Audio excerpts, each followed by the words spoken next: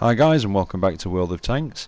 A little bit different from what I wanted to show you originally. It was going to be a clip in my motherland where I got a Top Gun. But unfortunately, when I went to actually use the clip, I did not record the first 2.5 minutes of the match. So pretty disappointed. Well, disappointed to say the least. So I decided to upload this one in my KV-13. It's a tier 9 matchup. Standard battle on Sacred Valley, the new updated version. Now, first of all, I decided to go up that way to the north, but then I see that, well, so is everybody else, and we're looking a little bit sparse heading up to what I think is the monastery up there. A lot of people call it a monastery anyway. So I turn around and go back the other way. Now, you don't tend to see many KV-13s. It sits in a very odd place in the tech tree. Well, you basically get to it through the KV-85 instead of going to the IS. You can actually sort of sidestep into the KV-13, and then from the KV-13 it leads back into the IS, another tier 7, or into the T-43, another tier 7.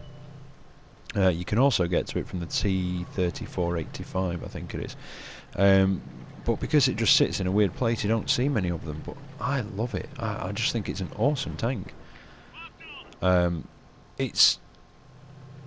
think the one thing that lets it down, or there is the slight sort of thing with it, is the gun depression, which is non-existent almost. In fact, it's very, very akin to the Chinese tanks that are going to be coming on.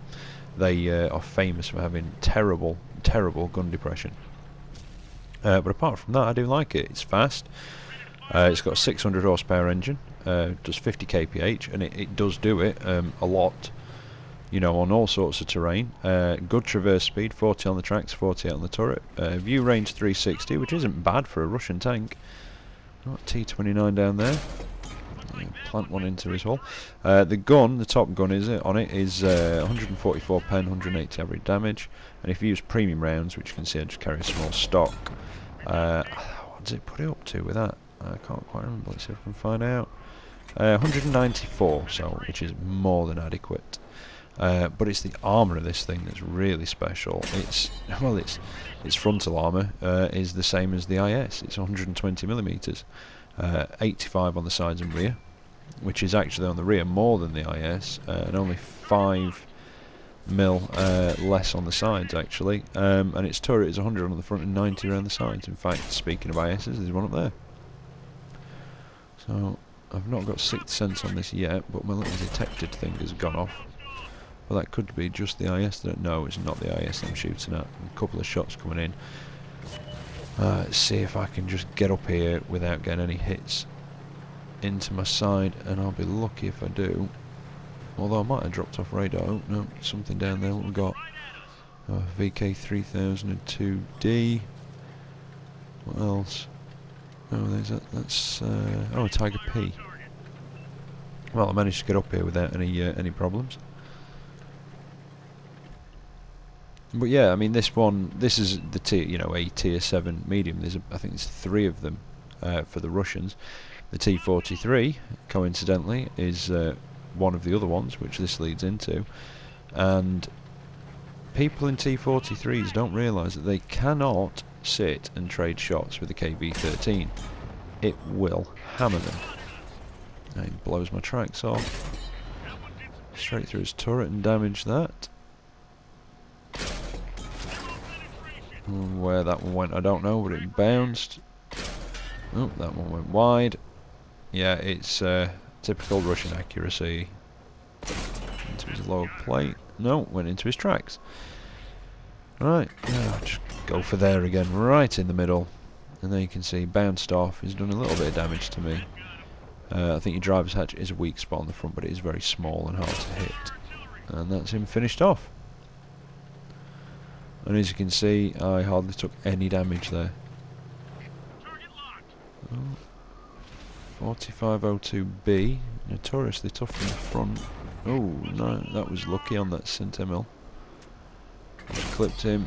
I don't know why I took that shot. He's obviously gone back into cover. This possibly won't pen at this distance. Oh, damaged his gun. That was just fluke. No, ricochet. Yeah, I don't think I'm going to penetrate this distance. No, he's gone anyway. Right, let's see what else we can do. And this, oh, KV3, so we finish him off. No, should have waited for it to aim fully. That was just me being hasty. But then again, if I'd have waited to aim fully, he might have been dead anyway. Let's see if I can put a shot into his engine. No, damaged his fuel tanks. And here you'll see that gun depression, you see. I've got to go really far over that ridge. Run into his side. See if I can get into his engine again. See if we can set him on fire.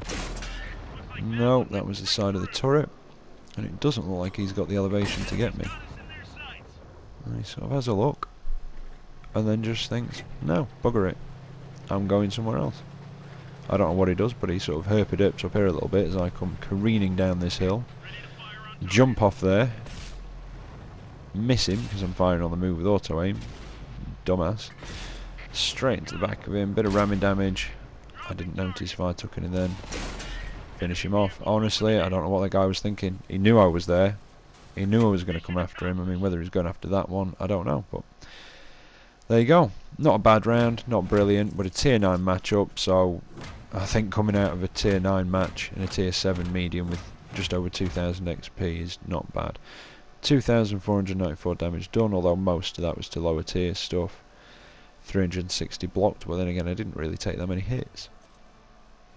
Came second. Again, not bad. Tier 9 match. I'm happy with that. It was a decent match. Not the one I wanted to show you originally, but the only one I had on short notice, unfortunately. But I hope you enjoyed that anyway. And hopefully I'll be bringing you more videos of the KV-13 because I do like it and I would recommend getting one. If you like fast flanking mediums, yeah, give it a try. I don't think you'll be disappointed. So, here we are for the next one. Scorpion Pass. I think it's a tier 8 match and I'm in my MT25, which I've now just sold.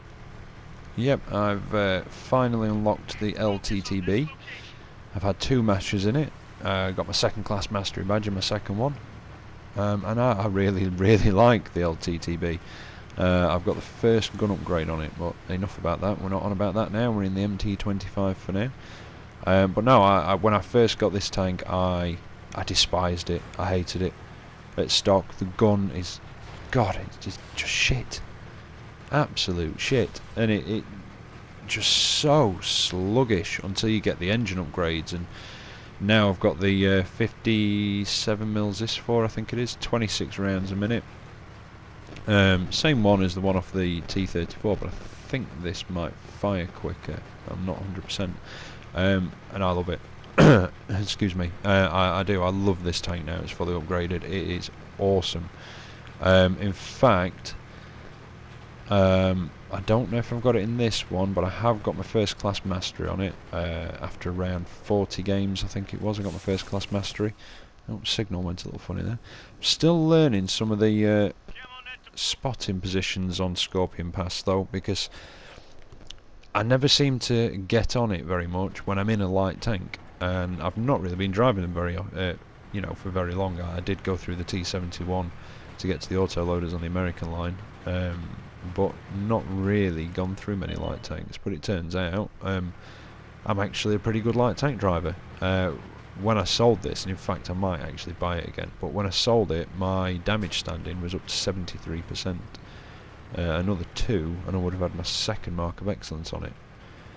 So, well, yeah, either I make quite a good light tank driver or everybody else driving them is shit. I don't know which it is, but it's one of those anyway. Right, spotted a motherland there, and I think another tier 8 medium. I don't fancy my chances without a bit more backup. This game started out very frustrating. It really did. Just gearing up to be absolute crap. I've managed to spot one thing so far, and that's it. And that is pretty poor. They look like they've got that handled. I'm going to go and see if I can spot something else. Because like I say, I'm just getting a little bit frustrated at the minute that, like I say, I just don't know this map for light tanks very well. You know, for your passive scouting. I mean, anybody can tear arse around it in a light tank, you know, doing full speed and die in the first couple of minutes, but that's not what light tank driving is about. It's about lighten up the enemies for your team that they can't see. You keep your camouflage factor on the move and when you fire. Spotted somebody else. Got their T50. And what else is up there? Couldn't quite see. And then when you see an opening, if there's artillery, you break through and take out the artillery. If you see a lone tank on his own, something like a heavy or a slower medium, you can just circle or death them. Or, you know, tank destroyers, blow the tracks off, get behind him, shot into the tracks, shot into the side, keep them tracked, keep plugging away at them, and that's it. I mean, this gun only does, I think, 85 damage per shot, but like I say, 26 shots a minute, it all adds up. And what you quite often find in light tanks is that people will ignore you. If there's something a little bit more, well, what they deem to be more dangerous around, they'll shoot at that and not at you, and all of a sudden, half the health's gone.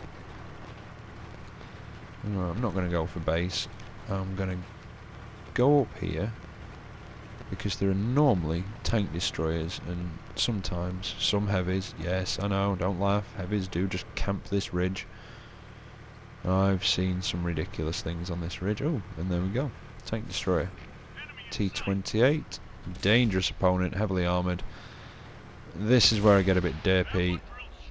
I'm not taking my own advice. I should have blown his tracks off first, but I just get so excited that I've actually seen something I can damage and do some damage. I just get a bit carried away. And the blood rushes to my head and I carry on being an absolute flaming idiot. Just looking for a weak spot, but I do not have the gun depression to get down and actually shoot the back of it. I mean, it's not a tall tank, the MT-25, but neither's the T-28. It's going to take a few shots to blow his tracks off with this thing. Get behind him again before he can turn around. Looking for a weak spot on the back. No, I know that's not a weak spot. Stop shooting at it, you idiot. He's trying to reverse. Now I've got to blow his tracks off. Let's just... No, what am I doing? One into the tracks, that's them off. Right, there we go. One into the tracks, one into his side. Tracks side. Oh, shit. Artillery. Anybody watching this from the PC, there is no friendly fire on the console, so all those trolly dicks that like to shoot people and do team killing, you do get a lot of team shooting, but it doesn't actually do anything. So artillery can fire at you when you're next to a friendly and it will do nothing to them. And to be honest, I don't know what anybody else thinks, so, you know, leave your opinion in the comments. I think that friendly fire should be in the game. I think they should bring it into it.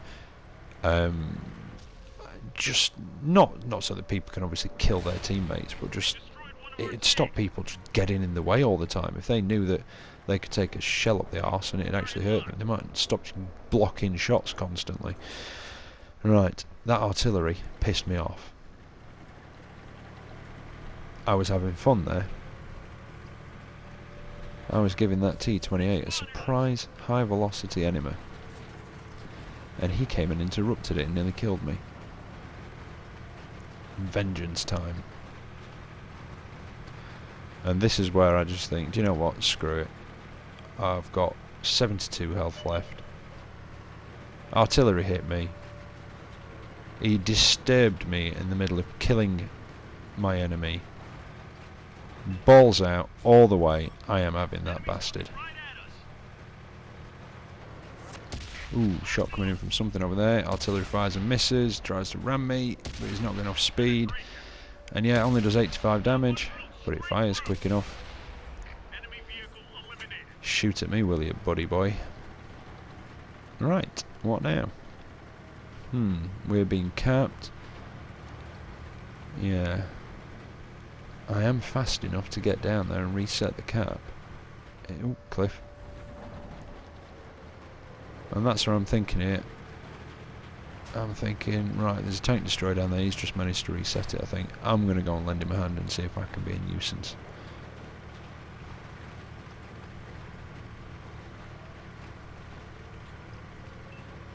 Yep, but then somebody tells me to fall back. That tank destroyer keeps resetting the cap, and I actually think, yeah, I agree with you, pal. If if I can get into the cap circle, and that tank destroyer can just keep resetting that cap, we could win this. Oh, and then Mr. T-28 comes back. Obviously still needs a little bit of cleaning out. Righty-ho! Oh, going that way. Yep, I'll go around this way then.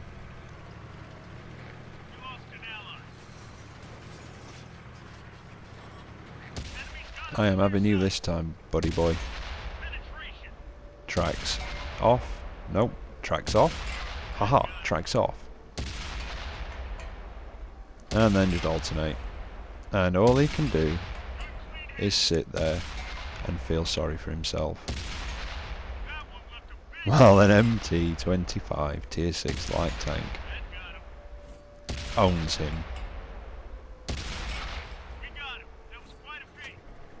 Now, some people are going to be screaming at the screen saying, what the hell are you doing? You've just thrown the game.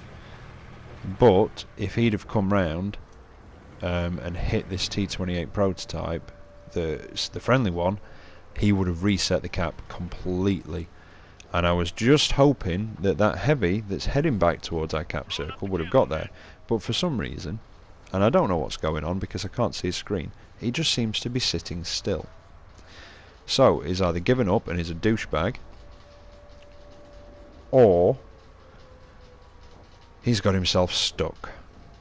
But either way, we've lost. Disappointed.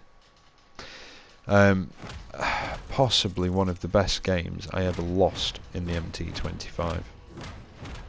First class master. In fact, that might have been the one that got me my mark of excellence, actually. I didn't think I had it at that point, so that may have been the one that got it me. 25% extra XP for that op, but still 2000 XP on a loss. I'll take that one, thank you very much. And there you go. Well, I hope you've enjoyed that as much as I enjoyed doing it. I really do love the MT-25 as a light tank. It is awesome.